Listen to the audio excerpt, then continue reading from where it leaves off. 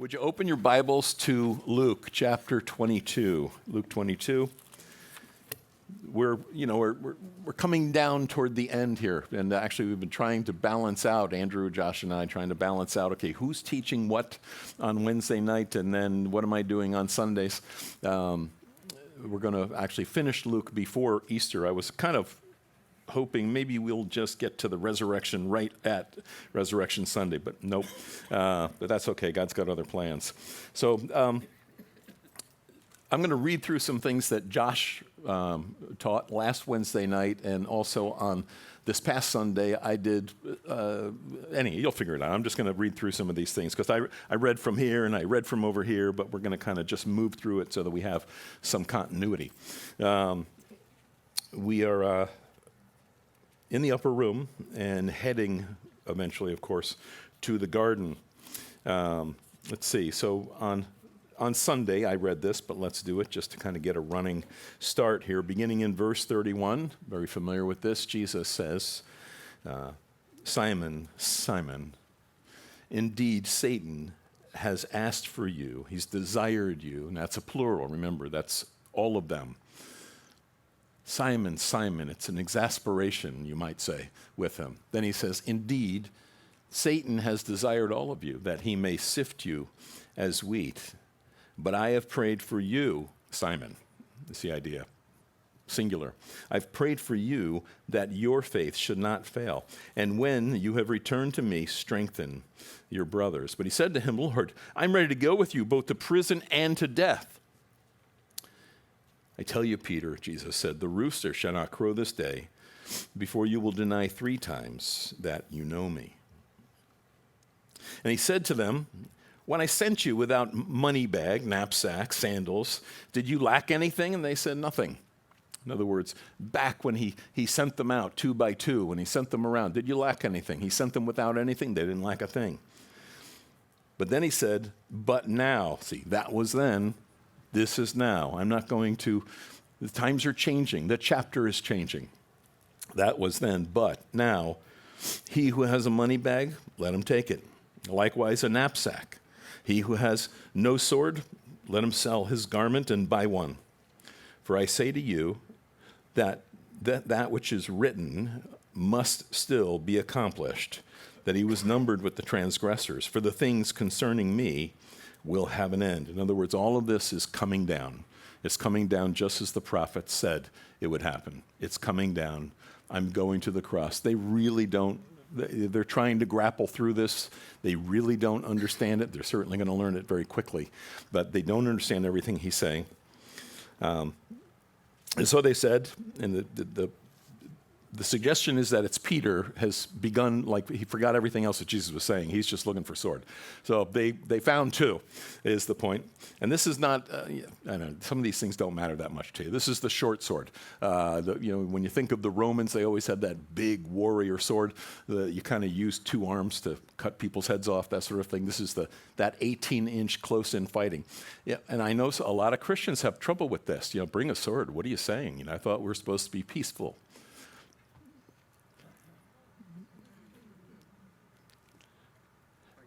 You're going out, he said. He's going to be sending them out. He's sending them out into all the world. In some cases, they're traveling with their wives, their children, their families. They have to protect themselves. He's not against that. That's a surprise to many Christians. But in any event, they said, Lord, look, here are 2 swords. And he said to them, it's enough. I don't think he means two's good enough for us. I think he's saying, that's enough. Settle down, like you say to your kids, settle down. Coming out, he went to the Mount of Olives as he was accustomed, and his disciples also followed him. Now, Luke, compared to Matthew, Mark, and John, of course, always gives us a little different angle, but Luke gives us more of a summary. And I'm not going to go comparing all of the guys, but in some cases I'll just make some references. But he says here, Luke, that Jesus went out to the Mount of Olives. Well, that's a mountain. So they're up on a mountaintop in Jerusalem, means they have to go down across the Kidron Valley and then up the mountain. But they're not going up a mountain. It sounds that way from what Luke is saying. They're going to the garden, which is at the base of the Mount of Olives. And So he went to the Mount of Olives, as was his custom. That's how Judas would know how to find them, because he knew that Jesus would take the guys there frequently. They would go into the Garden of Gethsemane, and they would pray. And when he came to the place, he said to them, "Pray, so that you may not enter into temptation." Now, before we go further, so there's 11 of them left, right? Judas is gone. And we learn from the other passage, or the other Gospels, that Jesus takes Peter, James, and John with him, so he leaves the others behind. He takes Peter, James, and John. He goes further into the garden. Then he leaves them, we're going to learn here, and he goes about a stone's throw away from them. This is the Garden of Gethsemane, Gethshmanim. In Hebrew, it means the place of the press, the place of the olive press. It is the Mount of Olives, so those of you who've been there, you know there's olive trees all over the Mount of Olives, hence the name. And Garden of the Gethsemane is full of olive trees. You go there today, and it still has olive trees. They're not literally the same trees that were there when Jesus and his guys were there, but olive roots just keep living. So even though the Romans came through and cut down all the trees, and then later on the Turks came through and cut down all the trees, the olive roots continued to grow. So the roots of those trees continue to grow. In a sense, those are the trees that witnessed everything that happened in the garden that night. And there's a lot of ways of trying to process through what's happening in the garden. I think we have a mistaken concept sometime that Jesus is fighting this battle on the cross. I don't know that that's as accurate as we think sometimes. The battle that's being fought is being fought here in the garden. And he says to them, "Pray. Pray that you may not enter into temptation." That's not, start praying, "Lord, keep me from being tempted." That's not what he's saying. Pray so that, like if you put a "so" in there, pray so that you won't enter into temptation. If your focus is on praying, you're not going to be into temptation. See the point? And so he was withdrawn from them about a stone's throw, it says. And he knelt down and he prayed, saying, "Father, if it's your will, take this cup from me. Nevertheless, not my will, but yours be done." Mark records it, because remember, Mark is Peter's gospel. Mark's just the writer of it. Peter's the one who heard this, and so Mark writes that Jesus prayed, "Abba, Father." Think about that, Abba. Again, those of you who've been to Israel, you've heard the kids calling their dads, "Abba, Abba." Ab is father in Hebrew, but Abba is like daddy. So here's Jesus praying to his father like daddy. And how do you feel about that? I think that some of us, if we're honest, we struggle with that. We know we're not supposed to, we won't admit it in public. But we kind of struggle with that sometimes. Now, wait a minute. This is the God of the universe, and he calls his father daddy? It would be blasphemous if it wasn't in the Bible. For me to say that would sound blasphemous. But in fact, we're encouraged ourselves to pray, "Abba, Father." So here's Jesus praying, "Abba, Father, take this cup from me." And of course, that's where a big question comes in. What cup is he talking about? Matthew tells us that 3 times he prayed this prayer. "Let this cup pass from me." People have some different perspectives on this.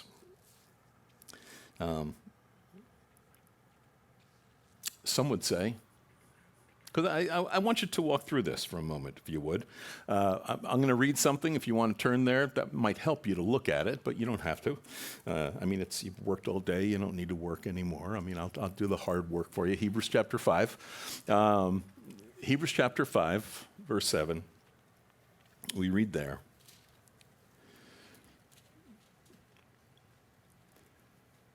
Actually, I'll start in verse 5, chapter 5, verse 5. "So also Christ did not glorify himself to become high priest, but it was he who said to him, 'You are my son, today I have begotten you. That's Psalm 2. He also says in another place, you're a priest forever, according to the order of Melchizedek, Psalm 110, who in the days of his flesh, speaking about Jesus here, who in the days of his flesh in the garden, when he had offered up prayers and supplications with vehement cries and tears. Vehement cries and tears. To him who was able to save him from death and was heard because of his godly fear. Just want you to kind of process that. There's a lot in there. It says here that he, in the garden, as he's praying this prayer, I mean, these guys are hearing this. They're hearing him pray. He's not praying the way we pray, quick little prayer, and then we move on. This is the great battle for Jesus right here. And of course, the big question is, what is it really that he's praying? Some of you are becoming very impatient with me as I ask that rhetorical question. What is it that he's praying? Because you know. Others are saying, I don't know, just tell me. I find the longer I process through this and read, some good scholars, that sometimes this is not as obvious as some of us may think. Some would say that Jesus is praying, Father, let this cup pass from me. If I don't have to go to the cross, then I don't want to. Nevertheless, not my will, but yours be done. Well, if that's true, then how do we reconcile that with this passage? Some of you are saying, I worked all day. I don't want to work this hard. I think it's worth our while for a minute. Just entertain me. Or, no, I'll entertain you. You don't have to entertain me. Think of Hebrews 12, verses 1 and 2. Therefore, we also, since we're surrounded by such a great cloud of witnesses, let us lay aside every weight and the sin which so easily ensnares us, and let us run with endurance the race set before us. Here we go. Looking unto Jesus, the author and the finisher of our faith, big verse, who, for the joy that was set before him, endured the cross, despising its shame, and is set down at the right hand of the throne of God. So he endured the cross for what purpose? For the joy that was set before him. What is the joy that was set before him? Us. It's you. He would pay the price for us so that he would be together with us forever, our brother. Again, that sounds blasphemous if it wasn't in the Bible. For the joy that was set before him to be with us, he was willing to endure the cross, though he despised the shame of it, the shame of the cross. There was nothing more shameful than the cross. It was the worst possible form of execution, and it was just full of shame. We've looked at some of this before, and we'll get into more of this when we get into the crucifixion itself. Okay, so there's the execution issue. Is that what he's saying? Is that what he's praying about when he says, Father, Abba, if there's any other way, let this cup pass from me? Is the cup that he's speaking of the execution? See, that's one possibility, but it seems like it couldn't be based upon Hebrews 12. Another possibility would be, and some people make a pretty strong argument about this, might be to say, it was his great fear that under the great burden here, I mean, we haven't gotten to the point yet here where he's oozing out drops of blood. I mean, I suspect no one here has ever experienced that. Though it's a medical condition, hematidrosis, and it can happen. I mean, here it is. It's cold, right? We read about Peter warming himself at the fire. It's late March in Jerusalem. Again, any of you been there in the springtime, you know what Jerusalem's like at night. So Peter's cold. He's warming himself at the fire. Here's Jesus sweating. He's sweating. And the stress is so great that it's blood that he's sweating. His body is forcing out blood. Why? Because of these prayers. Let this cup pass from me. What cup? What is the cup? If it's not the execution, then is it that he's fearful? Is that what Paul, in my opinion, is referring to in Hebrews 5? That it says that he offered up prayers with cries and tears to the one who was able to save him from death. To the one who was able to save him from death. And he was heard because of his godly fear. Was the cup that he was, if you would, afraid of, the concern that he had, was the cup his fear that he would die before he actually got to the cross? That under this great burden, see, guys like me have to go out of our way to paint the picture so we understand how brutal was the agony of all this, how brutal was the torture, how brutal it was crucifixion, how brutal was just this right here. Because we've just read it in our Bibles, and in our own way we just kind of sanitize it because I know that story, right? But to kind of put flesh and bone on it and to see what's really going on here, okay, he's about to endure the worst possible form of torture and execution that anybody could ever endure. And some would argue that he's praying, Father, Abba, sustain me, in effect. Sustain me so that I don't die under the weight of this before I actually go to the cross and make the payment that I'm called to make. And of course, if you would, for a moment, it says in, whatever that verse, I can't read, verse 43, then an angel, Mark says angels, appeared from heaven and strengthened him. So that, he needed strength. Angels came and strengthened him to continue on. Another option, don't worry, I'm not going to go on all night with options. I just think it's important for us not to just say, oh, it's this, and we move on. In fact, the more I walk through this, the longer I've been a Christian and I read some of these things, sometimes I just have to read it with a sense of reverent awe and just keep going. I'm actually probably more inclined toward this one, but again, I think we just have to have reverence for it. You see, because when I read through the scriptures, the Gospels, doesn't Jesus say, in John chapter 10, no man takes my life from me. I lay it down on my own and I'll take it up again.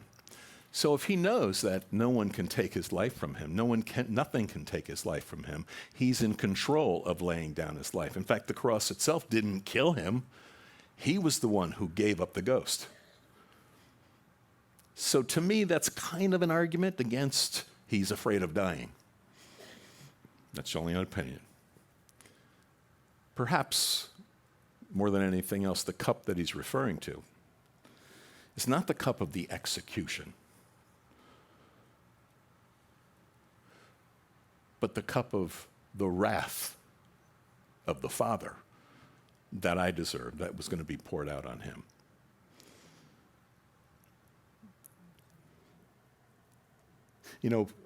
I can't imagine the agony that he experienced, and I don't mean physical. I can't imagine the physical agony, but I can't wrap the arms of my mind around the agony that he experienced on that cross when darkness came over the earth for the next 3 hours.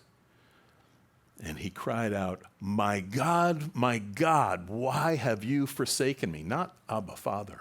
No intimacy. Because the one who knew no sin became me on the cross. The one who knew no sin became sin for us. So he was automatically separated from the Father, and now because he was separated, my God, I can't imagine the agony he was experiencing in the Godhead. And I don't even know how you work through that. The Trinity, 3 persons of one God. But God, what was it Luther who said that? God forsaken of God? I don't know how that works. I read it in the Bible, but I can't explain it. But he was experiencing it. So he's experiencing the punishment for my sin, which, if I may add, and don't worry, I'll get off my high horse in a minute here, but if you track this cup, that idea, through the Gospels, this cup always seems to refer to the wrath. In fact, in John 18, he says that. John 18, verse 11, he says it in Matthew. He said a number of different places. But when James and John sent their mom to Jesus, and she made the appeal that her sons could each sit, one on his right and one on his left hand in the kingdom. And he said, you don't know what you're asking for. And he asked them, can you drink the cup that I'm to drink? What's he referring to? He's referring to the wrath of God. If you trace or track that phrase, this cup, through the Gospels, in my opinion, it always comes back to the wrath of God. So if I was going to lean one direction or the other, I would say, if anything, what he's saying is, Father, if it's possible, let this cup pass from me. And yet at the same time, having said that, I think, and yet he's fully God. Though he's fully man and he's experiencing these emotions and physical, the physicality of it all. At the same time, he's still God. He knows exactly why he's come. This is the purpose for which he's come. And he knows that he has to, that there's no one who can except him. And so that's part of the reason why ultimately I have to stand back and say, we have to look at this with reverence and just see the holiness of the moment. Being in agony, because again, Luke only tells us really that this is happening one time. But when you read through Matthew, it's clear the 3 different times he's praying the same thing. And of course, interspersed in there, Matthew gives us a lot of detail. I think it's kind of funny. Matthew's giving the detail. He's not part of the inner circle. Jesus comes back to Peter, James, and John. He said, stay here and pray. And pray that you not enter temptation. And he's also asking them, in effect, to pray for me as he goes forward, to pray before the Father. And he comes back and they're sleeping. And then he goes back, he prays again, comes back, they're sleeping. 3 times this happens. I think it's funny that Matthew's the one who records it. He's not in the inner circle. He's over there, but he sees it all. Anyhow, that's only my opinion. There had to be a little bit of rub for some of these guys. But 3 times he prays. By the way, did the Father remove the cup from him? You wouldn't think so. So, and being in agony, then, verse 44, he prayed more earnestly, and his sweat became like great drops of blood falling to the ground. And when he rose up from prayer, and he had come to his disciples, this is the 3rd time now. Luke's only giving us one summary of it, but this is the 3rd time. He found them sleeping from sorrow. He said, why are you sleeping? Rise and pray, lest you enter into temptation. And while he was still speaking, yet behold, a multitude, and he who was called Judas, one of the 12, went before them and drew near to Jesus to kiss him. I'm not just going to make corrections and stuff as we go through all this, but I just want to say I hear different things sometimes. You hear people preach some of these things.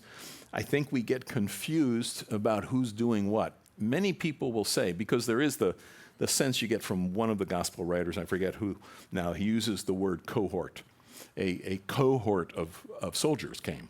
Well, a cohort in Roman terminology is 1/10 of a legion. A legion is 6,000 soldiers, so a cohort is 600. So people will preach sometimes that 600 Roman soldiers appear in the Garden of Gethsemane. Well, it doesn't say that. It doesn't say Roman soldiers, and I'm suggesting to you that the deal that Judas made was not with the Romans. He made the deal with the priests. And they're the ones who've come to arrest Jesus, not with Roman soldiers, but with temple guards. We always forget there's temple guards. So I think that's the better understanding. Doesn't make a bit of difference to a lot of you, I realize, but I think it gives a little clarity of what's going on because there's so much tension between the religious Jews, the temple-related Jews, and the temple guards, and then the Romans who thinks these people are nuts. You know, there's all this tension, and you kind of taste that tension if you can see that there's different groups of people, different ethnicities here. So it's the temple guards who come, Judas among them. One of the 12 went before them. He drew near to Jesus to kiss him, that typical Middle Eastern kiss. And Jesus said to him, Judas, betray the Son of Man with a kiss? And when those around him saw what was going to happen, they said to him, this would be the disciples now, Lord, shall we strike with the sword? Meaning Peter. In other words, when some saw this, Luke's being nice.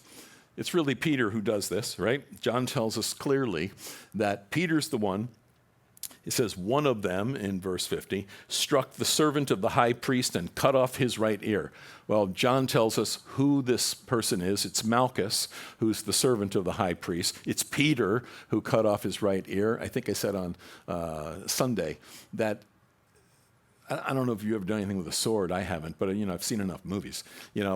For me, with a gimpy arm after 2 surgeries, maybe I would go for the ear. That's about as good as I could do with my right arm. But, Peter didn't have shoulder surgery, so I got a feeling I'll do it with my left arm, doing one of these. And Malchus is doing one of these. He's going for his neck. Peter's going for his neck. He wants to take off his head. But Malchus flinches and loses an ear in the process. I mean, think of the commotion, however many you think a cohort is. I don't care if it's 5 soldiers, but if it's 50 or 100, that's a mob. That's a mob scene. It's night. There's no electricity. They're all with torches and spears and swords and major commotion. And by the way, why did Judas kiss Jesus? Was it a goodbye kiss? Why did he do that? To point him out. Why? Because he didn't glow. We always think that Jesus has this halo over. That's what the artwork shows us with a halo. No, he doesn't glow. He's not taller than anybody else. He's just, he had no form nor comeliness that we should desire him, right? He was just a Middle Eastern man. So how are they going to find him in a crowd? Judas says, it's the one I kiss. And they know what they're doing. So as this starts to happen, the amazing thing, of course, is the way John tells the story. John says that they come, Jesus says, who are you looking for? Jesus of Nazareth. He says, now your Bible says that he said, I am he, but he is in italics. He said, I am. And all of these soldiers, is it a cohort? Is it 600? I don't know. But they all, like domino, boom, boom, boom, fall down. And then he simply says, as they're struggling to get up, there's lanterns all over and swords and all this stuff, and they're getting their gear together and getting back up. He said, I asked you, who are you looking for? They said, Jesus of Nazareth. Would I want to say that the second time? Right? I told you I'm he. If you're looking for me, let these go. And so they're all up the hook, and they only take Jesus. Now, Luke doesn't tell us all of that, but I think that's why I said on Sunday it's good to read these chapters in each one of the Gospels, because it's not just the same story. It's different perspectives, which, by the way, for critics of the Bible, they'll say, come on. So you get 4 different gospel accounts, and you get 4 different points of view. How can you say this is God's perfect word?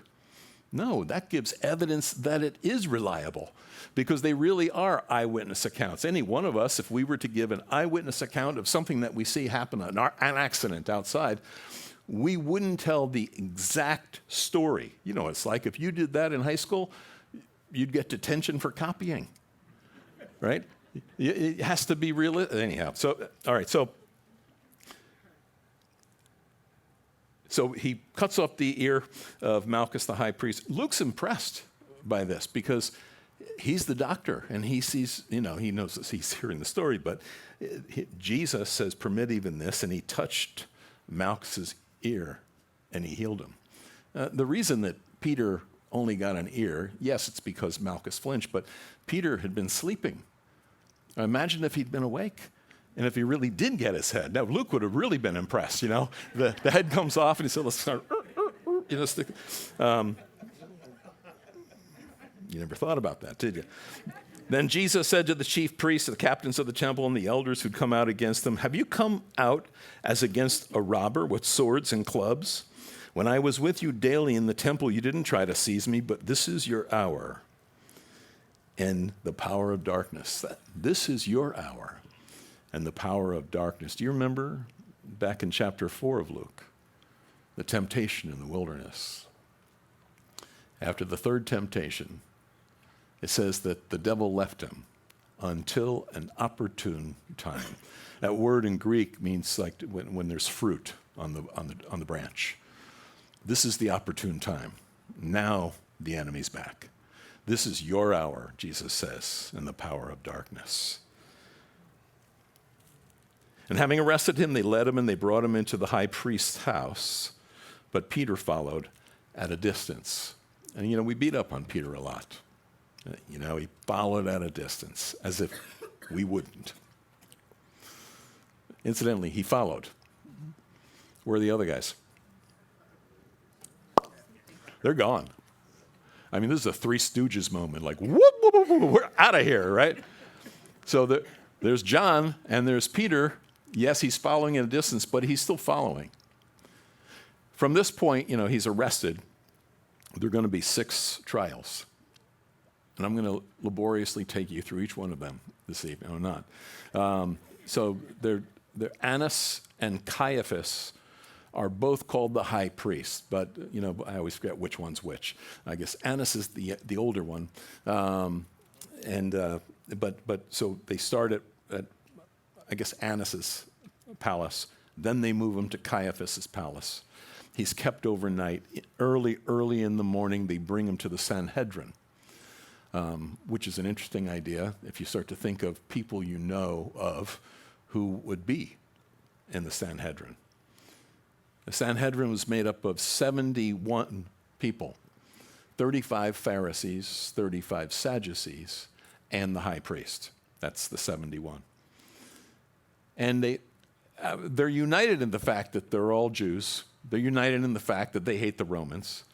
But Pharisees and Sadducees hate one another. Their theologies are completely different. They hate one another. The Sadducees are the materialists, and the Pharisees are the ones who are the legalists. And they've added to the law. But who's there? I mean, some of the guys who are there are some really good guys. Nicodemus is a Pharisee, and he's on the Sanhedrin. Joseph of Arimathea, he's in the Sanhedrin, a Pharisee. And they were not consenting to his death, but they were there. You would have had Gamaliel. Gamaliel was this great teacher that we learn about in Acts. And he was Saul or Paul's teacher. And Saul would have been there. Saul was a member of the Pharisees.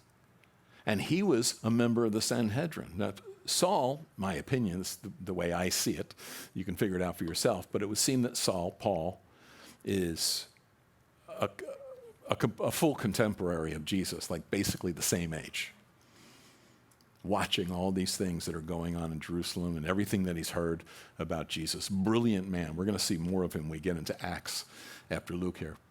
But these people who are consenting and those who are not, but if you study these things or you've read about these things, and I would encourage you to do that, so much, I mean, the Jewish jurisprudence system was the standard of the world. In fact, our system, what used to be the great American jurisprudence system, was based on that. Okay, so, but they break all the laws. They break all the rules. And so you can call it a court. It's a kangaroo court. That's really what's going on here. They just know we want them dead. That's all they know. We want them dead.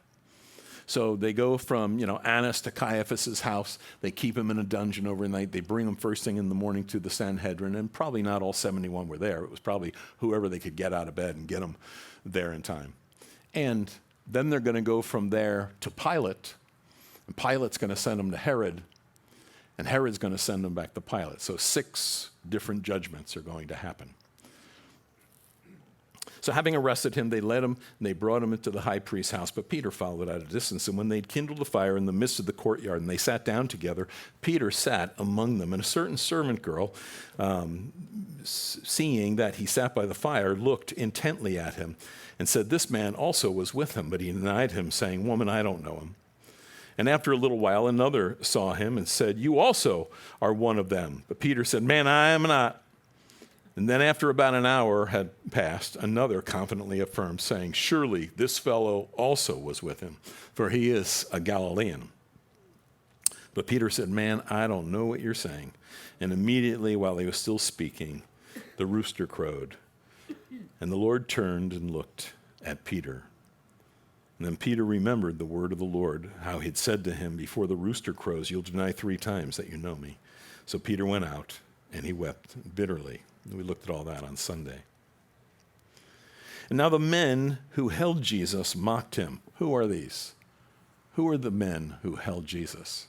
Are they Romans? What do you think? They're still the temple guard. They haven't delivered him to the Romans yet. Because there's a lot of striking in the face, there's a lot of mockery, there's a lot of this going on, and it can sound like the same group who's doing it. But it happens different times. The men who held Jesus mocked him, they beat him, and having blindfolded him, they struck him on the face. And they asked him, saying, "Prophesy, who's the one who struck you?" And many other things they blasphemously spoke against him.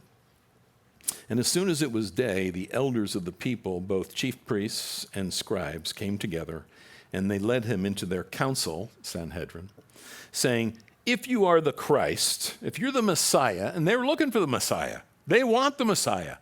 They really want the Messiah. They want rid of the Romans, so they want the Messiah.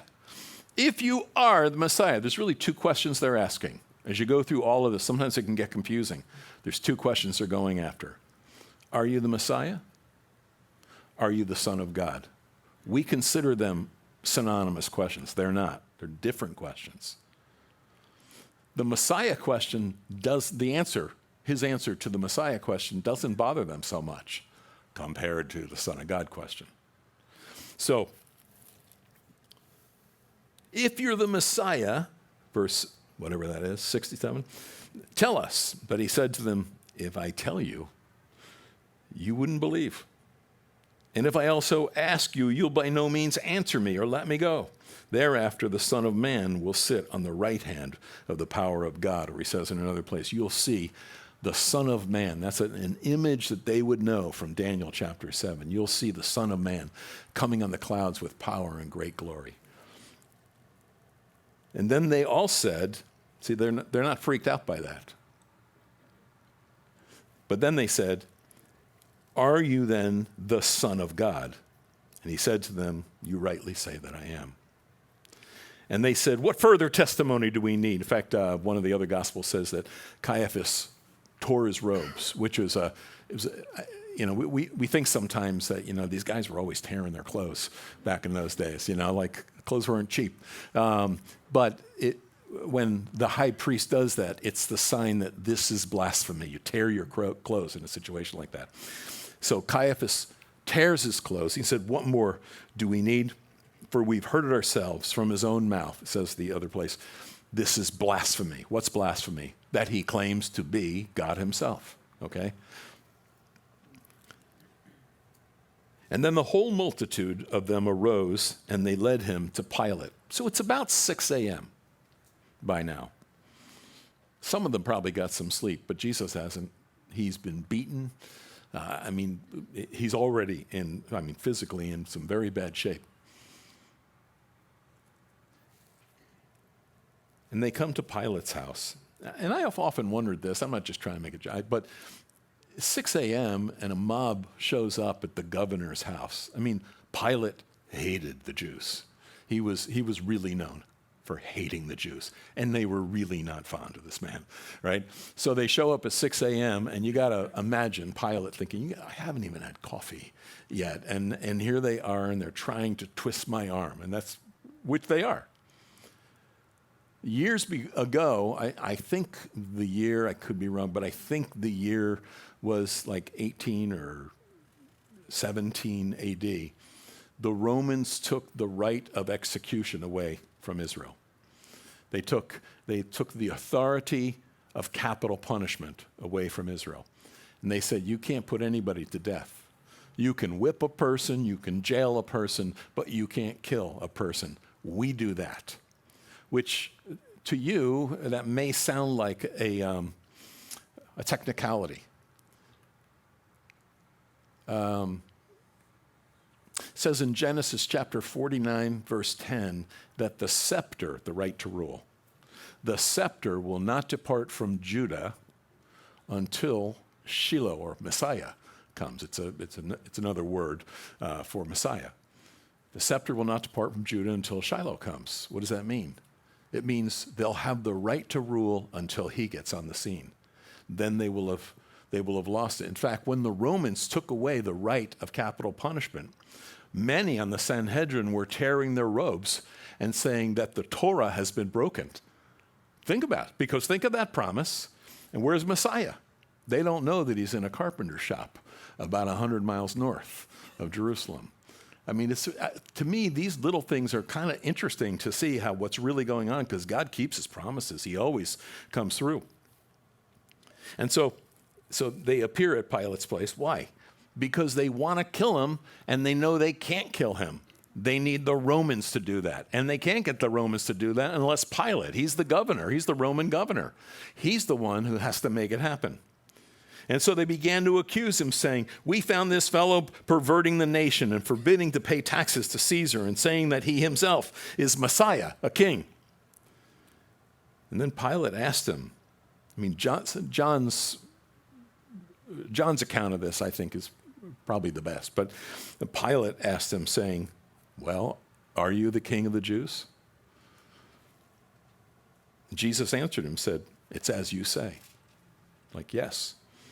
So Pilate said to the chief priests and the crowd, and look at this, you can just say, oh, it's just a piece of dialogue. This is important. Pilate said, what? I find no fault in him.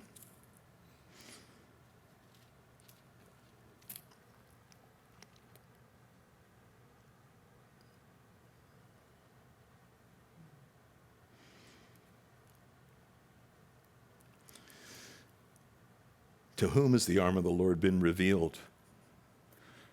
He'll grow up before us as a tender plant and as a root out of dry ground. He has no form or comeliness that when we see him that we should desire him. He's despised and rejected of men, a man of sorrows, who's acquainted with grief. And we hid, as it were, our faces from him. He was despised, but we didn't esteem him. He has borne our griefs. He has carried our sorrows. Yet we esteemed him stricken, smitten of God, and afflicted. But he was wounded for our transgressions. He was bruised for our iniquities. The chastisement for our peace was upon him, and by his stripes we're healed. All of us, like sheep, have gone astray. Each of us has turned to his own way, but the Lord has laid on him the iniquity of us all. He was oppressed and afflicted, yet he opened not his mouth. He was led as a lamb to the slaughter, and as a sheep before its shears is silent, he opened not his mouth. He was taken from prison and judgment, and who will declare his generation? For he was cut off from the land of the living. For the transgressions of my people he was stricken. He made his grave with the wicked and the rich at his death, but he had done no violence, nor was any deceit in his mouth. And yet it pleased the Lord to bruise him, or to crush him, and he has put him to grief. And when he makes his soul an offering for sin, he'll see his seed and prolong his days, and the pleasure of the Lord will prosper in his hands. He has done no violence, nor was any sin found in him. He opened not his mouth. And Pilate said, I find no fault in him. In order to go to the cross, he has to be the spotless lamb. Obviously, in God's sight, he has to be spotless lamb. Obviously, he has to be perfect, like forensically perfect, having lived a perfect life, all of that. He has to be that. But take note, even in the eyes of the civil government, he was found unworthy of death. It's an important point. You know, that doesn't merit our salvation. I'm saying it's another way of seeing that everybody looked at him. From the time that he came into Jerusalem on what we call Palm Sunday, the triumphal entry, when the sheep are being inspected before Passover, here he is, the one who comes in without sin. And so Pilate says, he says, I find no fault in this man. But they were the more fierce, and they said, he stirs up the people. He teaches everyone in Judea, beginning from Galilee to this place. And when Pilate heard of Galilee, he thought, I'm off the hook. Because he knew that Herod was in town. He asked if the man was a Galilean, and as soon as he knew that he belonged to Herod's jurisdiction, just a politician when you look right at it, right? He sent him to Herod, who was in Jerusalem at that time. And when Herod saw Jesus, now this is Herod Antipas. This is the one who put John the Baptist to death, right? And Herod was an interesting guy. Like, he found John the Baptist interesting. John the Baptist was intriguing to him. He didn't really want to put him to death. But for the sake of Herodias, his brother's wife, whom he took, and John had accused him of adultery, when she requested his head on a platter, he took his head. And that's color to keep in this as you see what happens here. When Herod saw Jesus, he was glad, for he had desired for a long time to see Jesus, because he had heard many things about him, and he hoped to see some miracle done by him. Show me something, make some food, heal somebody, walk on water. And then he questioned him with many words, but Jesus answered him nothing. Now, why is that? I mean, Pilate asked questions, Jesus answered. Herod asked questions, Jesus says nothing. Don't say that Herod's a Jew. He's not. He's an Idumean. He's an Edomite. He's a descendant of, what's his name? Esau. But why? I would say Herod wouldn't listen when John was speaking to him. And if he wouldn't listen to John, Jesus wasn't going to give him anything. That's my way of looking at it. And the chief priests and the scribes stood and vehemently accused him. And then Herod, with his men of war, treated him with contempt. They mocked him. They arrayed him in a gorgeous robe, and they sent him back to Pilate. And that very day, Pilate and Herod became friends with each other, for previously they'd been at enmity with each other. And then Pilate, when he had called together the chief priests, the rulers, and the people, he said to them, "You've brought this man to me as one who misleads the people. And indeed, having examined him in your presence, I have found no fault in this man concerning those things of which you accuse him." Why? Because he's the spotless lamb, right?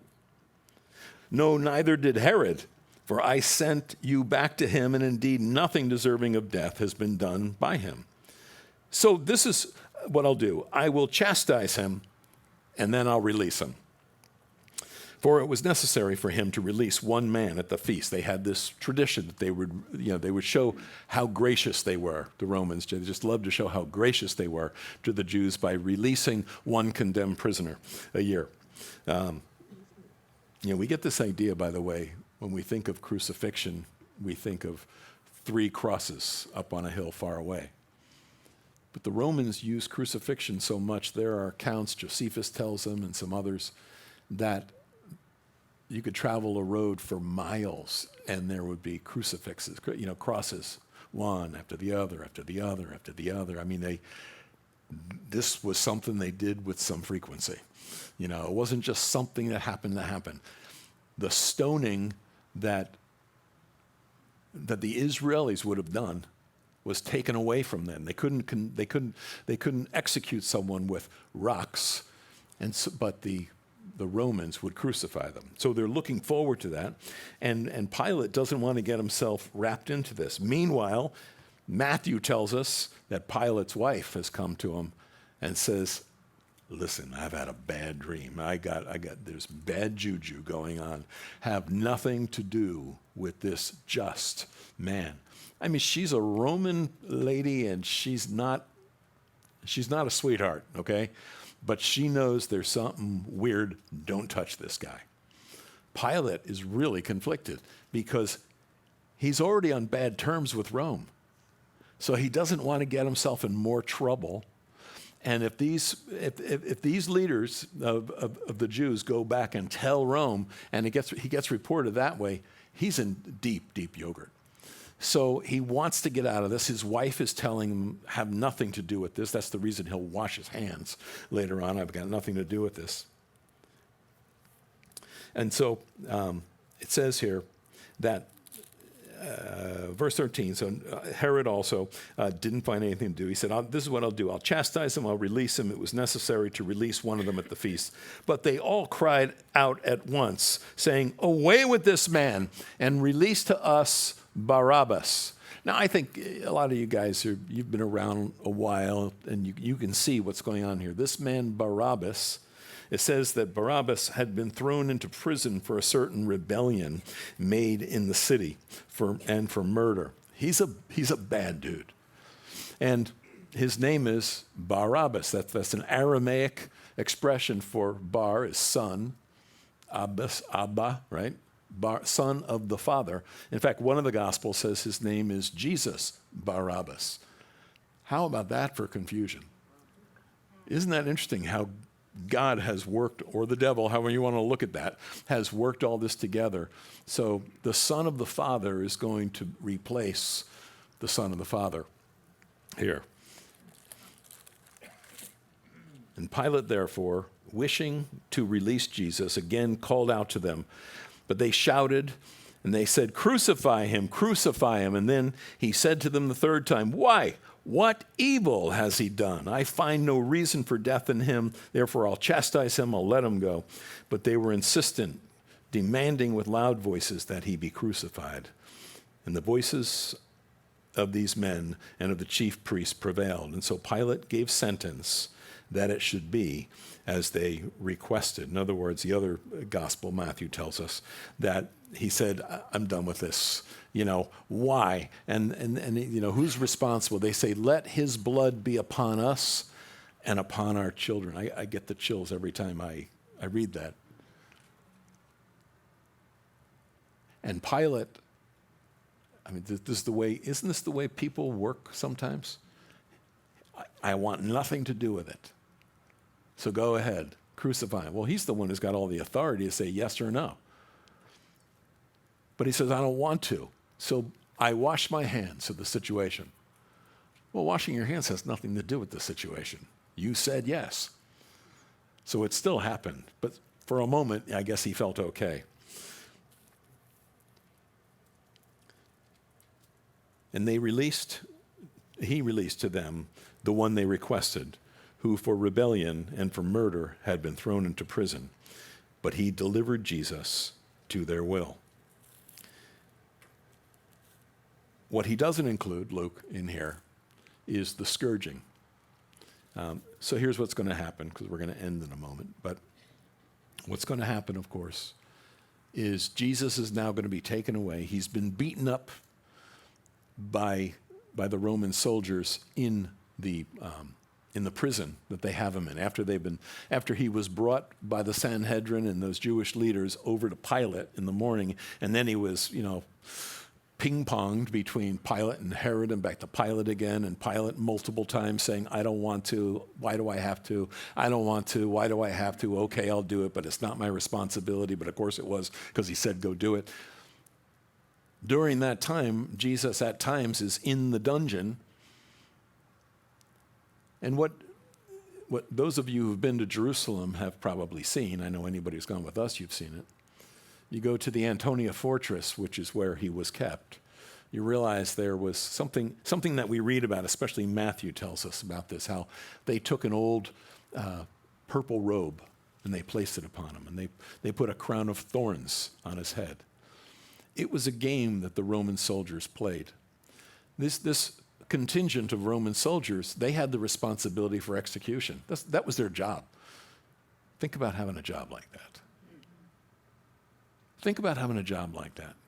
You get to just beat people to a pulp, have them scourged so that their skin is just peeled off of them and their organs are exposed. You can say, don't gross me out. I want you to hear that and to understand, and I'm still being nice. And can you imagine how hardened you become after you don't sign up for the Roman army for a 2-year, or 3-year, or 4-year stint. You were in there for 25 years.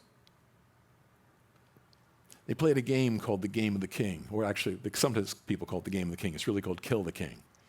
And you can see it when you go to the Antonia Fortress. You see the game. It's carved out on the stones, the limestone, what would have been the street in that day. And they had dice that were made of bone, and they would cast dice. And they would take this condemned prisoner, and they would move him sort of along the board. The board was the stones, the floor. They would move him along. Sometimes he had a bag over his head, but they had, in this case, Jesus didn't have a bag. He had a crown of thorns stuck on his head. He'd already been beaten to a pulp. And they put this purple robe on him. The idea in Kill the King is that when the condemned prisoner finally got to a certain place, the one who had rolled the dice so that the prisoner landed on his spot, he was given a dagger, and he could just run that man through. He never got to the cross. That's the game they were playing with Jesus. Then they sent him out to be scourged.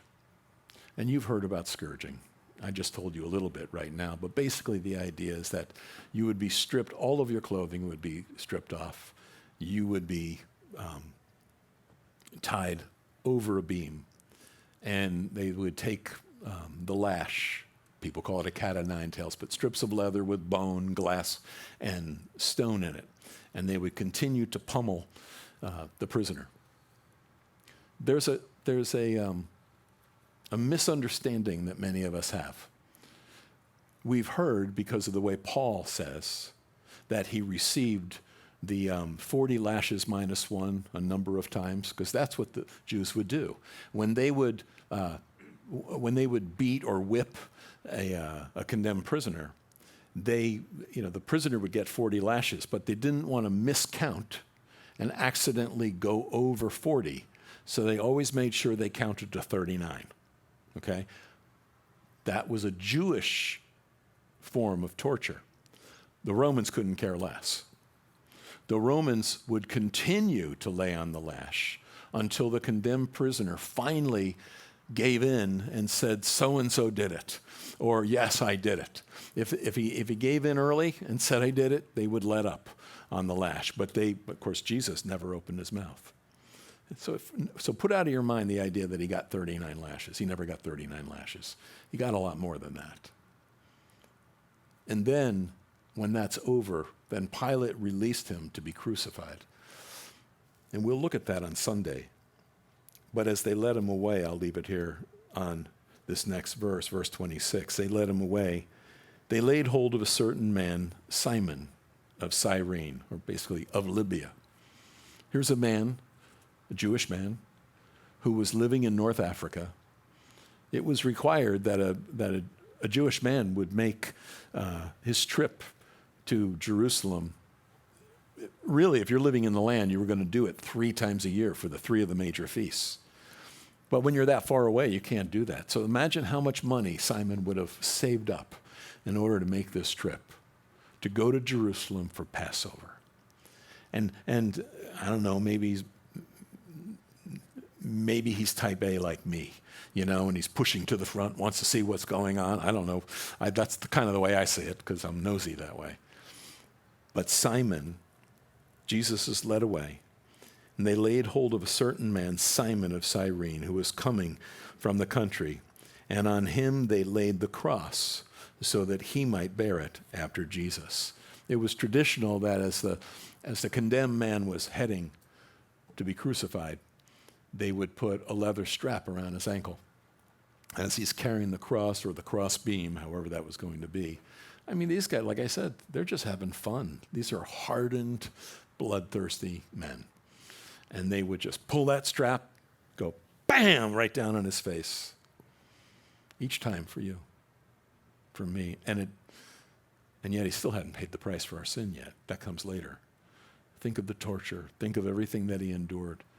And imagine how spent he was. Not just that he'd been up all night, but pummeled, and how much blood he's lost at this point.